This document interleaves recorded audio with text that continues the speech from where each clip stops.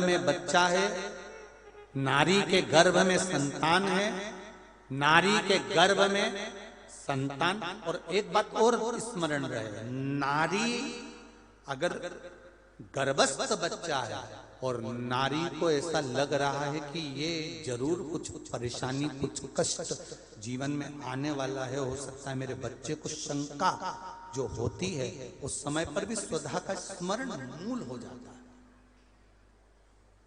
स्वधा का स्मरण मूल हो जाता है। हम तो कहेंगे, कई लोगों ने भ्रम पैदा कर रखा है, कई लोगों ने भ्रम पैदा कर रखा है। कई महाराज लोग कह देते हैं कि जब गर्भ से नारी रहे तब शंकर भगवान को ना छुए, शिवलिंग का स्पर्श ना करे, शंकर जी को छुए नहीं। ना जाने कौन से महाराज ने कह दिया, एक आध बार मिल जाए तो पकड़ के सी और लिया। जिसने कहा, जब शिव महापुराण की कथा कर रही है, अकाल मृत्यु वो मरे जो काम करे चंडाल का, और काल उसका क्या बिगाड़े जो भक्त हो महाकाल का। जो शंकर का उपासक होता है, शंकर का स्पर्श करता है, शिवलिंग का मात्र स्मरण, केवल स्मरण, केवल स्पर्श करता है, तो कहा उसके कौटि कौटि पाप छिन्न हो जाता है। तो गर्भस्थ नारी, अरे भाई, लिंगायत संप्रदाय का वर्णन हिंगोली से करा था, परली से करा था कि लिंगायत संप्रदाय में शिवलिंग को मानते हैं। बच्चा गर्भ से जन्म लेता है, मां जब तक बच्चे को दूध नहीं पिलाती, जब तक उसका गुरु मंत्र नहीं हो जाता। उसको लिंगायत संप्रदाय के संत आकर जब तक गुरु मंत्र नहीं दे देते, तब तक नारी उसको दूध तक नहीं पिलाती। यहां तक वर्णन, विचार करिए जरा। तो फिर कौन ने कह दिया कि शंकर भगवान के शिवलिंग को छूना नहीं चाहिए, गर्भवती नारी को स्पर्श नहीं करना चाहिए? और कौन सी पुराण में लिखा है, कौन से शास्त्र में लिखा है? यहां शास्त्र कह रहा है, शिव महापुराण, स्कंद पुराण, लिंग पुराण, नर्मदा पुराण, पद्म पुराण वर्णन करती है। आप दिल से, हृदय से, चित्त से शंकर भगवान की आराधना कर सकते हो।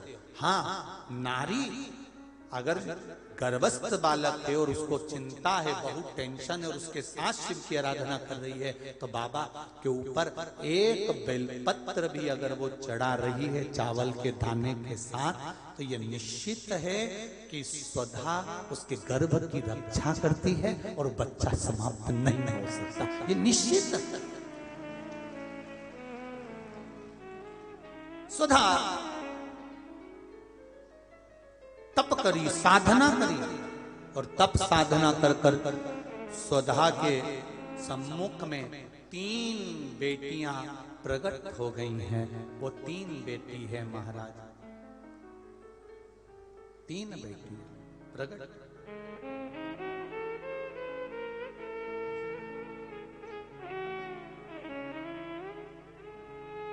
महाराज मैना, धन्या और कला, ये 3 बेटियों का प्रागट्य सम्मुख में हो गया। आप देखेंगे कल की कथा में कि मैना, धन्या, कला, इन तीनों के नाम से जिसको स्वप्न में सांप दिखते हों, मरे हुए व्यक्ति नजर आते हों, या घर में बार बार घात आ रही होती है, तो पितरों की 3 लड़कियां, मैना, धन्या और कला, इन तीनों के नाम से पीपल के पत्ते की बंदरवाल कैसे बांधी जाती है, जिससे घर में सांप भी नहीं निकलते, स्वप्न में सांप नहीं दिखते, और घर में कोई गलत कार्य नहीं होता। जैसे बच्चे गलत संगत की ओर नहीं जाते, मदिरापान, जुआ, वैश्यावृत्ति, इसकी ओर ना जाएं, वो कथा कल की कथा में लेंगे और पितरों की बेटियों के चरित्र को आगे बढ़ाएंगे। तो आज यहाँ पर भगवान गणेश जी महाराज का